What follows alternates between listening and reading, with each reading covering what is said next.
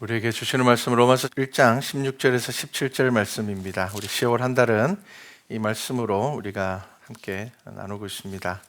이제 10월 달은 종교개혁 주일로 인하여서 이 말씀을 나누니까 여러분들이 이 말씀이 머릿속에 딱 새겨지기를 바랍니다. 자, 우리 함께 한 목소리로 성경 말씀 봉독하겠습니다. 내가 복음을 부끄러워하지 아니하노니 이 복음은 모든 믿는 자에게 구원을 주시는 하나님의 능력이 됨이라. 먼저는 유대인에게요 그리고 헬라인에게로다. 복음에는 하나님의 의가 나타나서 믿음으로 믿음에 이르게 하나니 기록된 바 오직 의인은 믿음으로 말미암아 살리라 함과 같으니라. 아멘. 자, 주보에 있는 말씀도 한번 보겠습니다. 우리가 잘 아는 요한복음 3장 16절부터 18절까지 말씀입니다. 함께 봉독합니다. 하나님이 세상을 이처럼 사랑하사 독생자를 주셨으니 이는 그를 믿는 자마다 멸망하지 않고 영생을 얻게 하려 하심이라. 하나님이 그 아들을 세상에 보내신 것은 세상을 심판하려 하심이 아니요 그로 말미암아 세상이 구원을 받게 하려 하심이라.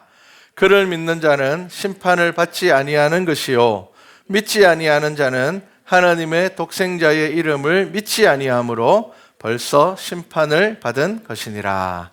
아멘. 자, 오늘 말씀은 오직 믿음입니다. 자, 우리가 지금 이제 10월에 들어와서 셋째 주일입니다. 마지막 다섯째 주일이 종교개혁 주일이고요. 그래서 종교개혁의 5가지 주제를 가지고 매주 말씀을 나누고 있습니다. 우리가 첫 번째 주일은 오직 성경이었습니다. 이 오직 성경이라는 말은 모든 권위는, 교회의 모든 권위는 성경 아래에 있다는 말씀입니다. 자, 모든 권위는 성경 아래에 있다는 오직 성경을 지나서 지난주에는요 오직 은혜였습니다. 십자가의 은혜는 우리가 갚을 수 없는 은혜라는 겁니다. 그래서 우리에게 값없이 주어진 것입니다. 자, 그리고 오늘 말씀은 예수 그리스도의 십자가 죽음이 나를 위한 것임을 전적으로 믿는 오직 믿음입니다. 자, 그래서 오직 성경, 오직 은혜, 오직 믿음까지 왔습니다. 자, 믿음은 지식적인 것이 아니라고 제가 계속 말씀을 드리고 있습니다. 지식적인 것이 아니라 이것은 우리의 삶을 통하여서 드러나고 나타나는 것입니다. 다르게 이야기를 하면요, 이 믿음이라는 것은 일상에서 사용되어지는 것이라는 겁니다. 여러분, 믿음은 교회에서만 사용되어지는 것이 아닙니다. 믿음은 여러분들의 모든 삶의 자리에서 사용되어지는 것입니다. 그래서 나를 만나는 사람도 나를 통하여서 나의 믿음을 경험하게 되고요.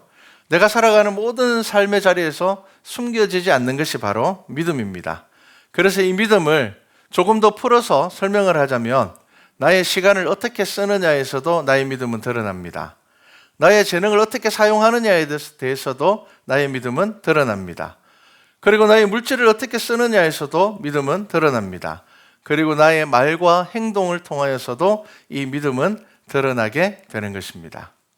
자, 믿음을 설명하는 아주 오래된 예화가 있습니다. 많은 사람들이 모여 있습니다. 자, 그런데 이곳은 그랜드 캐년이라는 아주 깊은 협곡입니다. 자, 이 그랜드 캐년이라는 아주 깊은 이 협곡 위에 어떤 사람이 줄을 하나 이쪽에서 저쪽까지 다 걸어놨습니다. 걸어놓고는 한 남자가 많은 사람들에게 이렇게 이야기를 합니다. 자, 내가 이제 외줄을 타고 이 수레를 끌고, 외바퀴가 달린 수레겠죠. 이 수레를 끌고 내가 여기서 저기까지 건너갔다 오려고 합니다. 자, 그 수레에는 짐이 가득 실려가 있습니다. 자, 그러면서 이 사람이 이렇게 이야기를 합니다.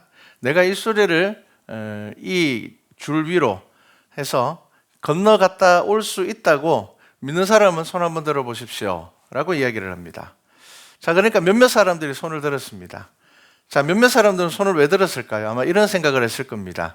야, 저기서 떨어지면 죽을 텐데 저렇게 자신 있게 이야기하는 거 보니까 갔다 올 만한 뭔가가 있는 모양이다. 자, 그러니까 그 많은 사람들 중에 몇몇 사람이 손을 들었습니다. 자, 그런데 이 사람이 이제 이 수레를 끌고, 외바퀴 수레를 끌고는 그 위험한 그 계곡을 자유롭게 왔다 갔다 그럽니다. 정말 아무런 위험도 없이, 아무런 어려움도 없이 왕복을 합니다. 자, 그러고 난 다음에 그 사람이 이제 다시 사람들에게 물어봅니다. 동일한 질문을 합니다. 자, 제가 지금도 이번에도 다시 갔다 오려고 하는데 갔다 올 수 있다고 믿는 사람들은 손 한번 들어 보십시오. 자, 그러니까 이제 훨씬 많은 사람들이 손을 듭니다. 왜 더 많은 사람들이 손을 들까요? 눈으로 봤거든요. 이 사람이 아무런 문제도 없이 아무런 어려움도 없이 그 정말 위험한 그 외주를 타고는 이 깊은 협곡을 지나서 갔다 오거든요. 그러니까 많은 사람들이 막 손을 듭니다. 자, 그러니까 그 사람이 이제 이렇게 묻습니다. 진짜 믿습니까? 제가 갔다 올 거를? 그러니까 사람들이 진짜 믿는데요. 그러니까 이 사람이 한마디를 더 합니다. 자, 그렇다면 이 수레에 있는 짐을 내리고 대신 탈 수 있는 분 있습니까? 라고 물어봅니다. 탈 수 있냐는 겁니다. 자, 그러니까 사람들이 손을 다 내립니다. 자, 분명히 믿는다고 했습니다. 그 사람이 무거운 짐을 싣고 왔다 갔다 거리고 있었습니다. 그것을 눈으로 지켜보면서 당연히 갔다 올 수 있을 거야.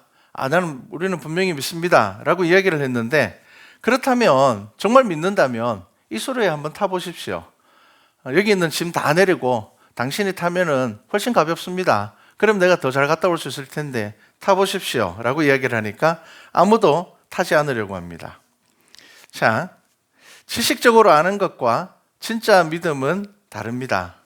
여러분, 수레에 탈 수 있는 것이 진짜 믿는 겁니다. 수레를 끌고 갔다 오라고 이야기하는 거 아닙니다. 수레는 그 사람이 겁니다. 아무 문제 없이 왔다 갔다 거리는 그 사람이 수레를 끌고 왔다 갔다 거릴 테니까 그 짐 대신에 거기 가만히 있으면 됩니다. 하지만 그거 타는 거 쉽지 않습니다. 이미 눈으로 확인을 했음에도 불구하고, 하지만 그 수레에 내가 타는 것은 다른 문제입니다. 자, 이 예화가 말하는 것은 뭐냐면요, 믿음이라는 것은 반드시 행위로 증명되어야지 진짜 믿음이라는 것을 말하는 겁니다. 여러분, 믿음은 우리의 삶과 분리되어서 이해되지 않습니다. 그런데 우리는 예수님 믿습니다 라고 이야기를 합니다. 그러면서 그것을 믿음이라고 이야기를 하는데요, 진짜 믿음은 무엇일까요? 나는 예수 그리스도의 십자가가 나를 위하여서 예수님께서 지신 십자가인 것을 믿고, 나는 그 십자가로 인해서 구원받았음을 믿습니다. 그런데 나는 내 인생은 내 마음대로 내 계획대로 살겠습니다 라는 것은 믿음에서 성립되지 않는다는 말이라는 겁니다. 믿음은요, 나의 삶에서 증명되어지는 것입니다. 여러분, 우리가 예수 그리스도를 믿는다고 이야기했을 때 우리는 그 십자가로 인하여서 살아가는 삶을 사는 것이, 여러분, 그것이 바로 믿음입니다.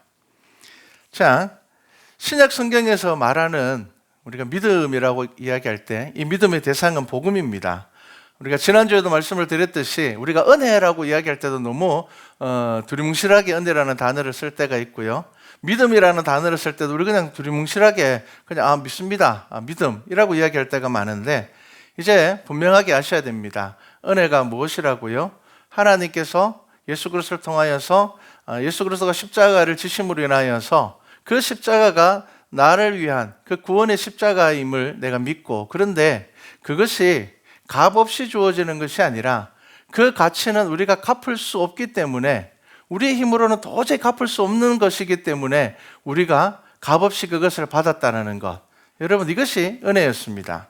자, 그러면은 이제 믿음은 이제 구체적으로 무엇이냐면요, 성경에서 믿음이라고 이야기할 때 같이 사용되어지는 단어는 복음입니다. 복음. 무엇을 믿느냐? 복음을 믿는다는 겁니다. 자, 그러면 복음은 무엇입니까? 복음은, 그 복음의 중심은 뭡니까? 예수 그리스도의 십자가의 사건입니다. 그러니까 우리가 믿는다고 이야기할 때 아주 포괄적으로는 그냥 성경 말씀을 다 믿어 라고 이야기를 하지만, 구체적으로 이야기할 때는요, 예수 그리스도의 십자가 사건을 중심으로 이 성경을 보고 믿는다는 것입니다. 자, 그래서 이 믿음은 무엇으로 이어질까요? 우리가 지난주에 나누었던 은혜로만 주어진다라는 것을 우리는 알게 됩니다.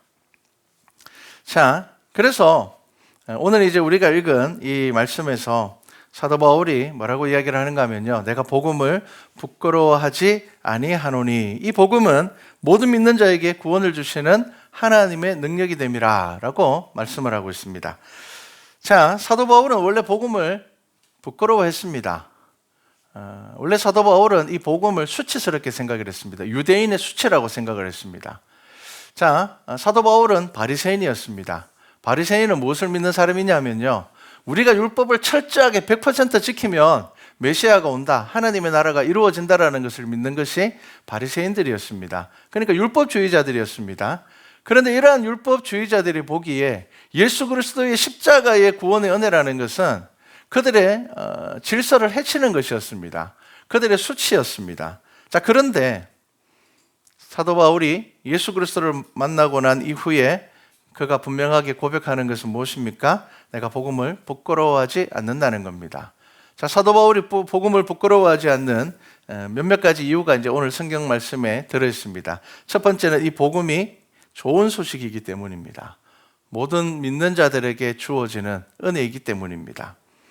자, 그래서 이 복음은 이 죄악된 세상에서 하나님의 사랑을 나타내는 초월적인 선물입니다. 초월적인 선물. 우리가 받을 자격이 없음에도 불구하고 받은 선물입니다. 그리고 이 은혜는 우리가 다시 뭔가를 갚을 수도 없는 것입니다. 우리가 그 은혜의 삶을 살아가지만 이 십자가의 사랑을 갚을 수 있을 만큼의 우리는 대가를 지불할 수는 없는 것입니다. 그렇기 때문에 선물입니다. 값으로 살 수 없는 은혜이기 때문입니다. 그리고 두 번째는요, 하나님의 능력이 나타나기 때문입니다. 자, 하나님의 능력이 됨이라, 구원을 주시는 하나님의 능력이 됨이라, 그렇게 말씀하고 있습니다. 자, 하나님의 능력이 이 복음을 통하여서 나타난다고 분명하게 말하고 있습니다. 자, 복음은 인간의 능력을 나타내는 게 아닙니다. 여러분, 복음은 내가 예수 그리스도를 믿고 내가 새 사람이 되었다고 해서 나의 능력이 막 나타나고 나의 능력이 자랑으로 드러나는 것이 아닙니다. 복음은 반드시 하나님의 능력이 나타나는 것입니다. 다르게 이야기를 하면요, 하나님께서 내 삶 가운데 역사하시는 것을 경험하게 되는 겁니다. 나만 경험하는 게 아닙니다.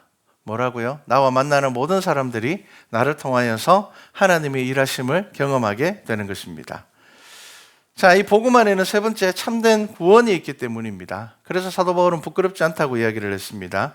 세상의 다른 종교들은 어떻게 합니까? 신을 달래서 원하는 것을 얻든지 아니면 신에게 복종하면서 살아가야 됩니다.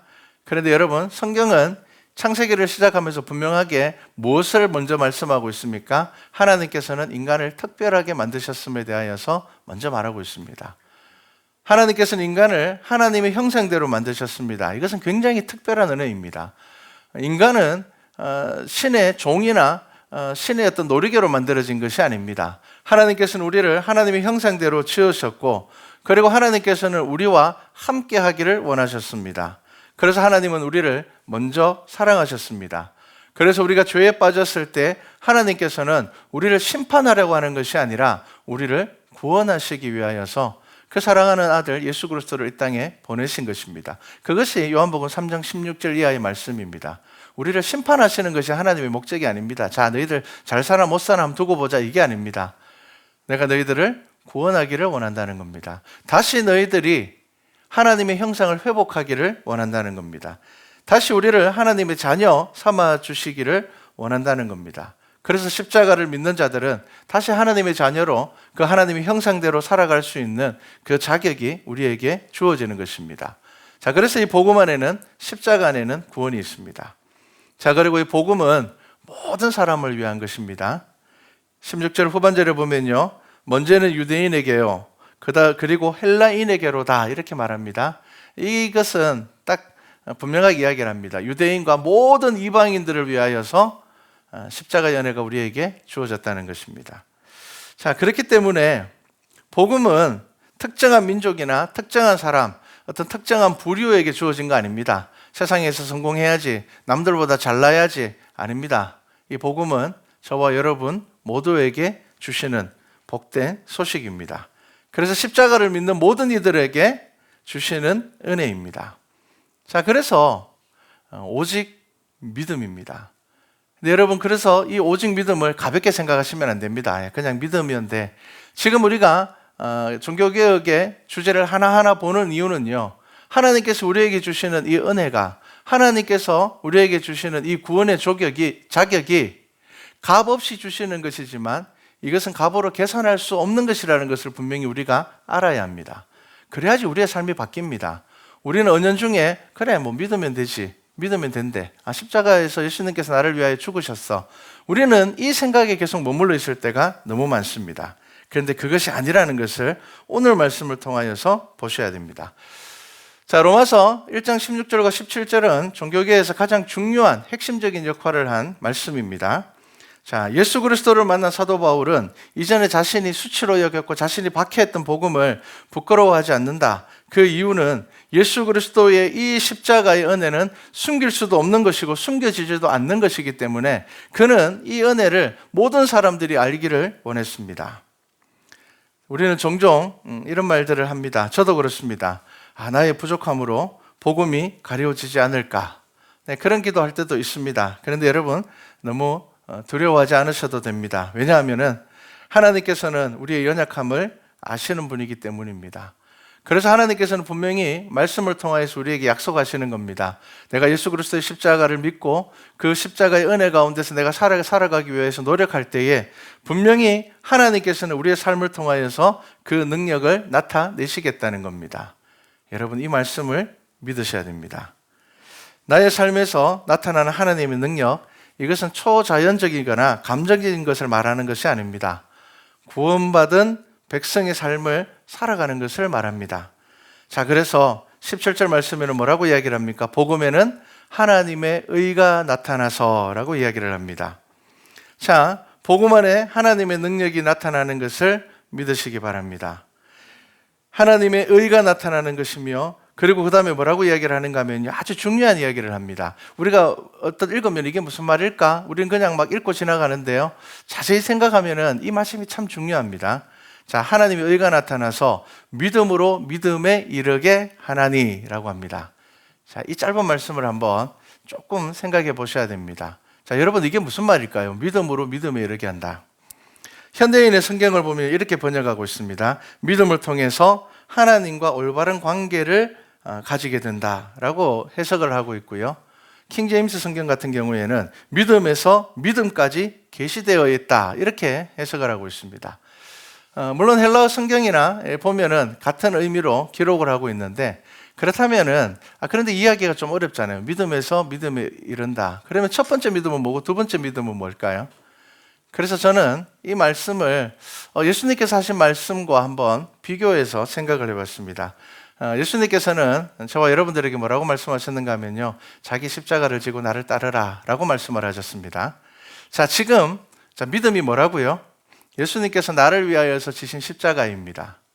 자, 그러면 믿음에서 믿음으로 이른다라는 것을 조금 이해하기 쉽게 생각한다면요, 예수 그리스도의 십자가에서 나의 십자가를 지는 믿음으로 이르게 한다는 것입니다. 이것은 참 중요합니다, 여러분. 자, 첫 번째 믿음은 예수 그리스도의 십자가입니다. 자, 두 번째 믿음을 나의 십자가라고 생각하게 된다면, 자, 이렇게 생각하셔야 됩니다. 예수님이 십자가를 지심으로 나의 죄를 사해 주심을 내가 믿을 때에 구원받은 나의 삶에 주어지는 나의 십자가를 지게 된다는 겁니다. 자, 다시 이야기를 해보겠습니다. 자, 예수 그리스도의 십자가를 믿는다는 것은 무엇입니까? 나의 죄가 사함을 얻었다는 것입니다. 내가 예수 그리스도의 십자가의 구원의 은혜 가운데 그 십자가 나를 위하여서 지신 예수 그리스도의 십자가임을 내가 믿을 때에 나의 모든 죄는 사함을 얻었습니다. 자, 그런데 왜 우리의 삶에 그러면 십자가가 또 생길까요? 이제 우리에게 주어지는 십자가는요, 나의 죄로 인하여서 지는 십자가가 아닙니다. 어떤 십자가일까요? 사도 바울이 그 이야기를 분명하게 하고 있거든요. 사도 바울은 내가 예수 그리스도를 위하여서 고난받는 것을 내가 부끄러워하지 않겠다라고 이야기를 합니다. 그럼 우리의 십자가는 무엇일까요?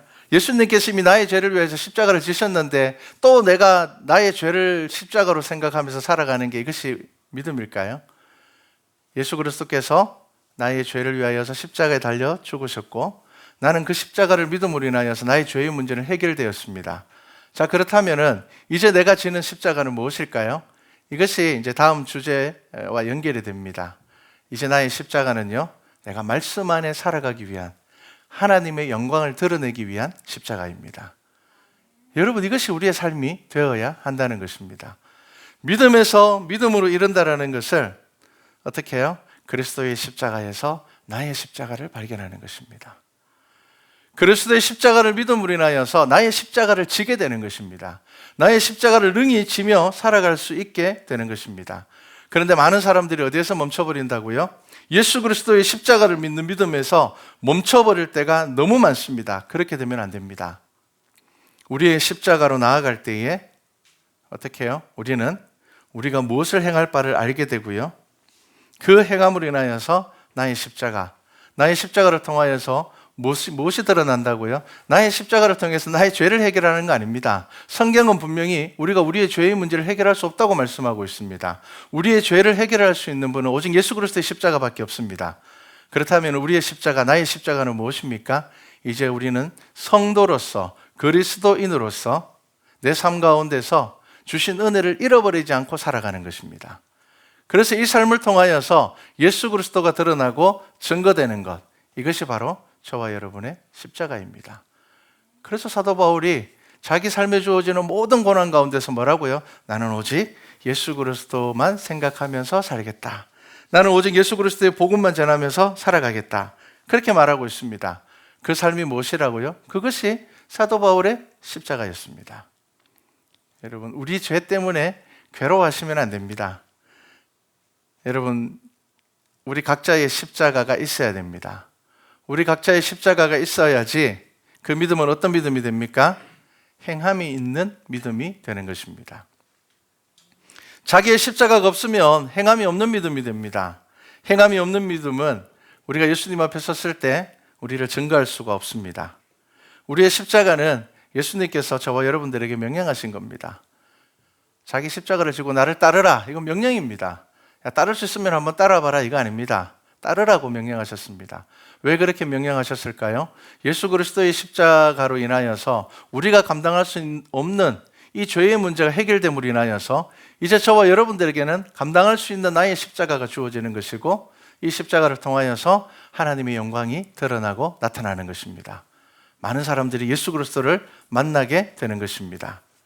고린도후서 5장 17절에 분명히 이렇게 말씀하고 있습니다. 그런즉 누구든지 그리스도 안에 있으면 새로운 피조물이라. 이전 것은 지나갔으니 보라 새 것이 되었도다. 여러분, 이 말씀을 믿습니까? 여러분, 새 것이 되었습니다. 새 것이 되었습니다. 여러분들의 죄의 문제는 해결이 되었습니다. 자, 새 것이 되은 우리에게 주어지는 우리의 십자가는 무엇이라고요? 하나님의 영광입니다. 그리스도의 영광입니다.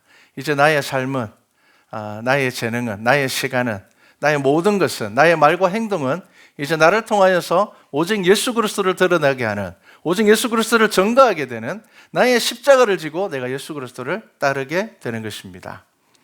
예수 그리스도의 십자가를 믿는 믿음으로 우리는 새 것이 되었고, 그렇기 때문에 더 이상 과거의 죄에 매여 살지 마시기 바랍니다. 죄사함의 은혜를 누리십시오. 그리고 이제 새 사람으로서 우리에게 주어지는 나의 십자가를 가지고 예수 그리스도를 바라보시기 바랍니다. 그렇기 때문에 믿음에서 믿음으로 이르게 된다는 것, 믿음으로 믿음에 이르게 된다는 것은 예수 그리스도의 그 십자가를 바라봄으로 인하여서 나 또한 나의 십자가를 지고 예수님의 길을 따라가는 삶을 살아가는 것을 말하는 것입니다. 자, 종교개혁 당시 루터가 말하고 있는 오직 믿음이라는 것은요, 행함이 없는 믿음을 말하는 것이 아닙니다. 믿음 없는 행함에 대한 경고였습니다. 성도는 거룩한 백성입니다. 하나님의 법 안에 살아가는 백성들이 되어야 한다는 것입니다. 믿음이 없는 행함이 공허한 믿음이 되듯이 행함이 없는 믿음은 열매 없는 믿음이 됩니다. 예수님께서는 분명히 열매를 통하여서 무엇을 알 수 있다고 하셨습니까? 그 나무를 알 수 있다고 하셨습니다. 여러분들을 증거하는 것은 여러분들의 삶에 맺혀져 있는 열매들입니다. 우리가 어떤 열매를 맺어야겠습니까? 성령의 열매를 맺어야 됩니다.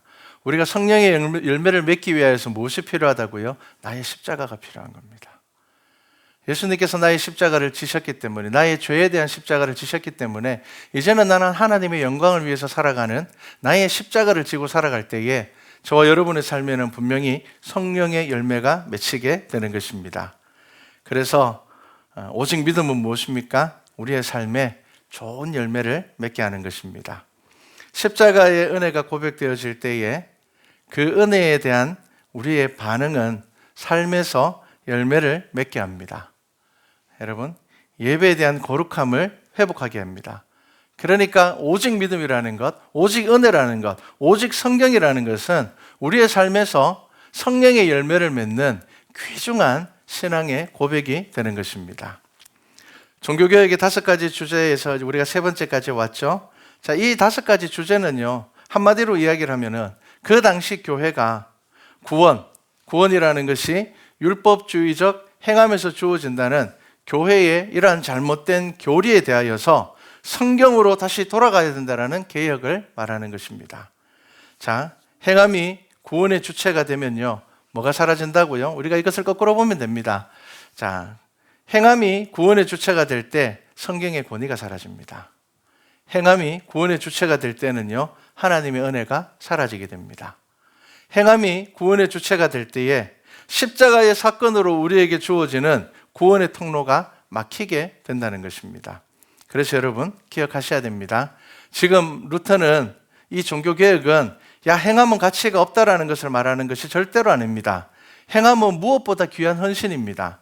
그런데 이 행함이 어디에서 나와야 된다고요? 성경의 권위에서 나와야 된다는 겁니다. 오직 은혜 가운데서 나와야 된다는 겁니다. 오직 믿음 가운데서 나와야 된다는 겁니다. 그러한 신앙의 분명한 고백 가운데서 자발적으로 하나님 앞에 드려지는 신앙의 고백이 될 때에 그 속에 하나님께서 기뻐하시는 믿음의 열매를 맺게 된다는 겁니다. 그런데 오직 성경이 아니고 오직 은혜가 아니고 오직 믿음이 아니고 행위로서 할 때에 교회는, 성도는 본질적인 가치를 잃어버리고 반드시 교만에 빠져서 무너질 수밖에 없다는 것을 말하고 있습니다. 여러분, 우리가 오직 성경을 잃어버리면, 오직 은혜를 잃어버리고 오직 믿음을 잃어버리면 교회가 어떻게 되는 줄 압니까? 세상과 별반 다르지 않는 교회가 됩니다. 여러분, 이걸 아셔야 됩니다. 구별하기 쉽습니다. 여러분, 교회에 와서 우리가 신앙생활하고 성도들이 모여서 함께 우리가 교제할 때에 우리 교회 안에서는 성경의 권위가 세워져야 되고 하나님의 은혜가 드러나야 되고 우리의 믿음이 증거되어야 됩니다. 그런데 이 권위들이 사라져버리게 되면은 우리 안에 행위만 남게 되면요, 교회와 세상은 별로 구분이 되지 않습니다. 세상에서 대접받는 사람들이 교회 와서도 대접받게 되고요, 세상에서 무시받는 사람들이 교회 와서도 무시받게 됩니다. 그냥 예수 그리스도의 이름으로 교회에 십자가가 있다 뿐이지 우리는 아무런 다름을 느끼지 못하게 되는 것입니다. 그런데 우리 안에 성경의 권위가 세워지고 하나님의 은혜가 고백되어지고 오직 믿음이 세워지게 될 때에 분명히 교회는 세상과 다른 하나님의 질서를 세워가는 믿음의 공동체가 될 것입니다. 여러분, 여러분의 삶에 성경의 권위가 분명히 존재하고 있습니까? 고백되어지고 있습니까? 그 무엇보다 성경 말씀이 여러분들의 삶의 기준이 되고 있습니까? 여러분들이 받은 이 은혜가 값으로 갚을 수 없는, 나의 힘으로는 도저히 갚을 수 없는 은혜라는 것을 분명히 고백하고 있습니까? 십자가의 사건이 나를 죄에서 해방하셨음을 의심하지 않고 믿고 있습니까? 여러분, 이 믿음이 저와 여러분들에게 분명히 고백되어지는 우리 10월이 되기를 바랍니다. 이 믿음의 반석을 세워가는 우리 말씀과 찬양교회가 되기를 주님의 이름으로 축복합니다.